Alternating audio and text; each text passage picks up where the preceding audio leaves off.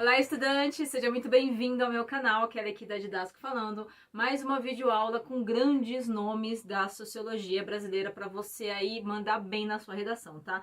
Lembre-se que todos aqueles personagens que contribuíram bastante para a história, eles têm bastante relevância, pessoal. Eles têm bastante importância porque eles influenciaram o pensamento da época. Eles ditaram mentalidades, comportamentos daquele período. Então, eles são de extrema importância para você colocar na sua redação e principalmente estar por dentro, entender deles, porque eles caem nos vestibulares. Enem, FUVEST, da USP, Mackenzie, Unicamp, Unesp, todos esses grandes sistemas, né, de processo seletivo, eles sempre colocam esses nomes que são clássicos por aí, ok? Então prepare-se que a aula tá boa hoje, hein? Darcy Ribeiro, papel e caneta na mão, que a aula vai começar.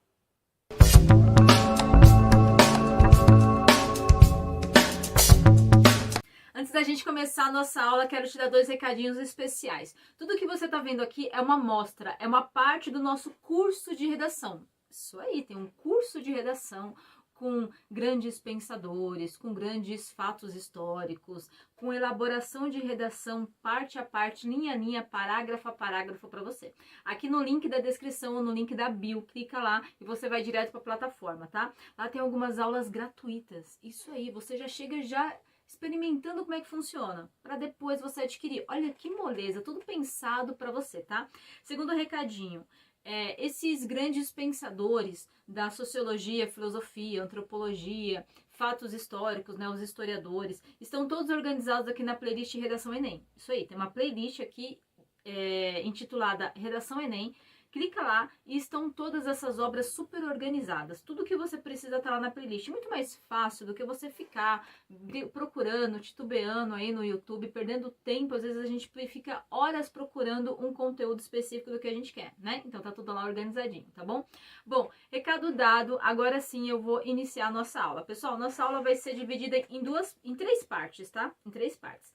A primeira eu vou falar um pouquinho da biografia do Darcy Ribeiro. É sempre interessante a gente entender o quanto que esse indivíduo contribuiu para a história, para algum fato, contribuiu para a sua área específica, onde que ele nasceu, o que ele produziu, tá? Para que a gente, por conseguinte, segunda parte da aula, a gente vai entender o conceito. O conceito aqui é os 5 Brasis. Isso aí, ele fala que no Brasil, mais especificamente no interior desse Brasil, existem aí 5 tipos de povo, 5 tipos de cultura bem específico, ok?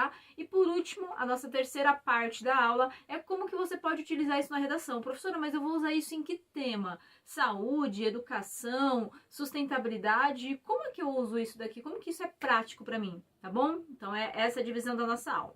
Vamos para a primeira parte aqui. Anote aí, por gentileza.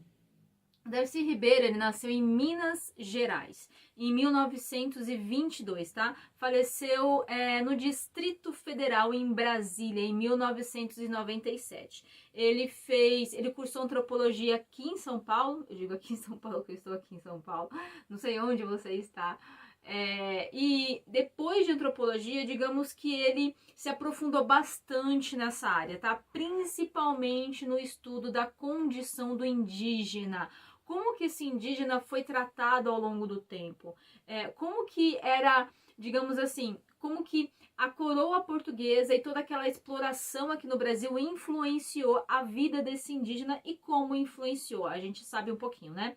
Bom, depois que ele cursou antropologia, ele se dedicou aos estudos, então, do corpo, da civilização, do grupo indígena que tinha no Brasil, principalmente na região do Pantanal, na região do Brasil Central e na região do Amazonas. Então, se sua redação aí, ó, já vai tendo aqueles insights. Se sua redação fala de algum tema que você pode englobar alguma dessa região mais especificamente para dar um exemplo, uma exemplificação, se liga só, tá bom? E também porque a condição do indígena, pessoal, ela é bastante importante nas nossas provas. É como se o Darcy Ribeiro ele fosse uma enciclopédia de tudo que a gente precisa estudar sobre os indígenas em grande período da história, tá? Voltando ao raciocínio. Depois desse período, ele participou do Serviço de Proteção ao Indígena. Isso, ele foi um dos fundadores. Hoje, atualmente, nesse ano aqui que eu estou fazendo esse vídeo, nós temos a FUNAI, que é o Serviço Nacional de Proteção ao Indígena, ok? E, antigamente, a gente tinha o SPI, que era o Serviço de Proteção ao Indígena. Ele foi um dos que participou da fundação desse serviço. Por conseguinte, ele também veio aí contribuindo muito para a construção do Museu do Indígena, que existe até hoje, tá? Depois desse trabalho, também teve a sua contribuição muito rica para a construção do Parque Nacional do Xingu. Você entendeu aqui o quanto que ele estava imbuído, o quanto que ele estava por dentro desse trabalho?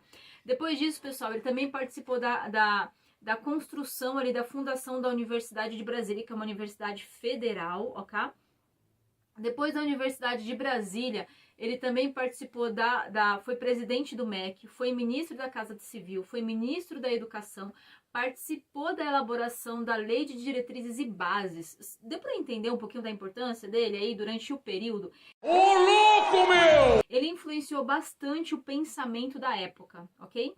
Bom, aí teve um período aqui, uma pausa que ele esteve no Brasil, porque nós tivemos o golpe militar em 1964, então ele esteve fora de 64 a 80, ele foi para o Uruguai, ficou exilado lá durante um período, e quando ele voltou, ele foi vice-governador do Brizola, no Rio de Janeiro. Lá ele participou também da instituição dos CIEPs, que eram colégios integrados de educação pública. Era como se fosse um colégio integral que tinha bastante atividades extracurriculares, como atividades de educação física, natação, atividades correlacionadas à arte, enfim, muito. E esses CIEPs ainda existem até hoje, tá? Um pouquinho mais abandonado, mas existe até hoje. E por último, até ao seu falecimento, ele foi senador, isso aí, de 1992 até 1997. Bom, olha só, o conceito dele de que existem 5 Brasis é que ele foi analisar, estudar esse interior, esse homem interiorano do Brasil e como que ele contribuiu bastante na atividade econômica do Brasil, que é basicamente uma agricultura e pecuária, né? A gente chama de agropecuária. O Brasil hoje, pessoal, em 2023, ele ainda é um dos grandes, digamos aí, um dos grandes expoentes quando a gente fala de mercado exportador. A gente exporta bastante, ok? Por quê? A maioria dos países ricos, eles são bastante industrializados, então eles não têm, digamos, bastante matéria-prima de alimento, entende aqui? Porque eles não têm bastante extensão territorial. E como o Brasil tem bastante extensão territorial, se comparado, obviamente, com os mais ricos e com os mais pobres, entende? Digamos que a gente está ali na metade da pirâmide e tem uma classe aqui em cima que tem pouca terra para plantar e para colher, porque eles são bastante industrializados, e tem outra aqui que até tem terra, mas eles não têm tanto dinheiro assim para plantar e para colher. Então, digamos que o Brasil tem até alguns textos que falam que o Brasil é uma grande fazenda rural mundial, porque ele é um dos grandes exportadores, ele é um dos grandes produtores de produtos in natura, tá? Tanto que se a gente parar agora e ir lá no Google e pesquisar, a gente vai ver que o Brasil tá um dos primeiros ali na exportação de carne, de leite, de algumas frutas, de grãos principalmente, soja, feijão. Nós já fomos aí os maiores em café, em cana-de-açúcar, durante não só 10 anos, 20 anos, durante séculos, ok? Bom, então ele foi estudar, ele foi olhar essa formação desse interior e identificou que havia grandes diferenças entre esses homens, entre esses círculos sociais, né? Porque quando a gente identifica a diferença dentro desses círculos sociais, nós percebemos que devem ser analisados de forma singular, de forma diferenciada, devem ter políticas públicas diferenciadas e não devem ser comparados. Só para te dar uma ideia aqui, antes de eu entrar mesmo no conceito, vamos lá. Como é que eu vou comparar o interior do sul com o interior lá do sertão nordestino que tem seca? Como é que eu vou comparar, Kelly? Poxa, lá eu tenho uma grande falta, uma grande escassez de disposição de afluentes de rio durante um período da região, né? E lá também foi um período muito grande de devastação de território, porque era litorâneo, e esse território ele foi bastante desgastado em nutrientes, e o povo muito explorado. Como que eu vou comparar aqui com o Sul, que eu tive bastante influência europeia, que eles já vieram já com uma mentalidade, com vários conhecimentos de técnicas e vieram para se instalar, ou seja, para criar e fortalecer riqueza. E lá a gente teve a ideia de retirar riqueza. Como que eu vou comparar esses dois povos, essas duas regiões diferenciadas e ampliar e instalar políticas públicas iguais se são povos diferentes? Você entendeu aqui? Então tome nota aí, tá? Quando ele fala de Brasis interioranos, ele fala que existem 5 tipos: o caboclo, o caipira, o sulista, o sertanejo e o crioulo. Anotou aí? Bom, existem esses 5 tipos, tá? Eu vou falar de cada um e uma especificidade de cada um, para ficar bem claro na sua mente aí o que é, de repente, assim, o lado bom, a grande vantagem daquela região interiorana ou a grande desvantagem daquela região interiorana. E é justamente essa vantagem ou desvantagem que fica mais latente, que aparece mais nos números, que aparece mais na economia, que aparece mais, digamos, na organização social dessa região, porque afinal de contas, as regiões, as sociedades, elas se organizam dentro de uma produção econômica. Tudo gira em torno daquela produção econômica. Se a produção econômica ela é rica, vai ter ali uma população, obviamente, com hábitos, costumes, cultura, enfim, um pouco mais elevado. Se ali tem uma economia mais escassa, de mais miséria, vai ter uma política, uma economia, uma cultura de mais escassez. Fez sentido aí? Então vem comigo aqui, tá? Digamos que o crioulo, para ele, o crioulo é aquele que participou principalmente ali, aquele camponês, né, aquele pequeno proprietário de terra do período açucareiro. Esse era o crioulo. Ele falava que essa produção aí açucareira era muito mais uma produção econômica familiar, eram grandes fazendas familiares, ou seja, era um pouquinho mais amador, não era tão mecânico, não era tão mecanicista, não era tão técnico, não era tão profissional, e que ele, digamos aí, tinha como principal produto o açúcar e a aguardente, e que o seu declínio foi justamente no período que o Brasil trocou de ciclo, tá? Saiu do ciclo da cana de açúcar. E esse indivíduo aí, esse grande proprietário de terras aí açucareiras, ele trabalhava com bastante clientelismo. O que é o clientelismo? Ele se utilizava de privilégios e benefícios que o governo dava a ele. Exatamente, porque nesse período você queria produzir, então você dava bastante incentivo para esse produtor de terra. Tudo bem? Vem pro segundo aqui comigo. Agora a gente vai pro caboclo. Isso aí. O caboclo, ele fala que é principalmente aquele ali mais da região do Amazonas, porque ele foi com a produção da borracha. Pessoal, mais ou menos um pouquinho antes de 1910, o Brasil ele era o maior exportador de borracha, o maior produtor e exportador de borracha do mundo. Ele só começou a perder em 1910, 1915, porque daí a Ásia começou a explorar lá, e aí sem condições, né? Com melhores técnicas, com melhor espaço e com uma maior exploração do mercado consumidor, não teve para ninguém. Em 1920, 1925 a gente começou a decair. A gente começou a perder dinheiro e perder espaço no mercado asiático. Mas até 1900 ali a gente chegou a exportar quase 40 mil toneladas de borracha para o mundo. Agora eu vou falar do caipira. Quando ele fala do caipira, é mais essa região aqui de Minas, São Paulo, tá? Caipira, ele apareceu bastante ali quando foi na exploração do café. Foram os grandes barões do café. Ele coloca outros também, tá? Coloca o feijão, o milho e todas as leguminosas ali, batata, soja, enfim. Ele fala que esse caipira, ele tem um representante, olha só, vai vir na sua cabeça aí talvez o Jeca Tatu de Monteiro Lobato, que foi justamente neste período que o Jeca Tatu apareceu e digamos que se deu mais valor a esse caipira. Ele também foi muito vangloriado no período que a gente estava no modernismo brasileiro, porque a Semana da Arte Moderna, ela foi um estilo de época que valorizou bastante aí as questões nacionalistas, aquilo que a gente tinha de característico, de peculiar, que era nosso, que era a nossa identidade, tá? Então esse caipira ele foi muito vangloriado nesse período e ele veio à tona no período do café. Obviamente, quando o café decai, esse caipira aí tende a desaparecer um pouquinho do mapa, tende a diminuir aí os seus representantes, ok? Vamos agora para o sulista. O sulista é basicamente, ele fala que é o mais diferentão aí, porque a gente tem bastante imigrantes europeus. Se nos outros a gente tinha um pouquinho aí dos abrasileirados, bastante mescla, aqui no sulista a gente já tem bastante influência europeia. Eles já vieram com técnicas, com organização, com arquitetura europeia. Ele falou aqui de bastante heterogeneidade cultural, já não era muito a nossa cara, era uma cara mais exportadora, ok? Era uma cara mais estrangeira. Aqui, quando ele fala disso, é principalmente a questão dos grãos nessa região. Vamos lembrar que lá são bastante pastos, um pouquinho de gado também. A gente fala dessa região e já vem a ideia das missões jesuíticas, que junto com os europeus imigrantes, quem também contribuiu foram as missões jesuíticas que estavam lá com o intuito de doutrinar esses novos fiéis, de converter novos fiéis, ok? E obviamente ele fala que quando essa região aí ela perde um pouco espaço para outras regiões do Brasil que vão aparecer, principalmente Brasil Central ali, aí ela começa a perder um pouquinho de espaço. E por último, não menos importante, a gente tem aqui o sertanejo. O sertanejo ele já vai falar que é um sertanejo mais ligado para uma atividade econômica do gado, principalmente da pecuária.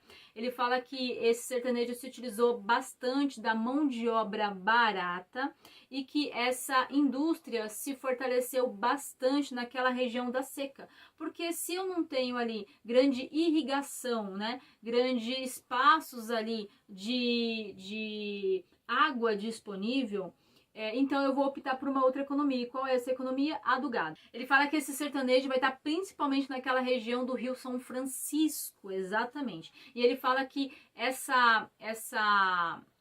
esse representante, ele é um do que mais sofreu, porque por grandes períodos, mesmo assim, as grandes secas, as grandes estiagens também faziam o gado sofrer, também fazia com que perdesse bastante gado, também trazia bastante prejuízo. E que a transposição do Rio São Francisco talvez foi o primeiro momento em que se olhou para essa região, ok?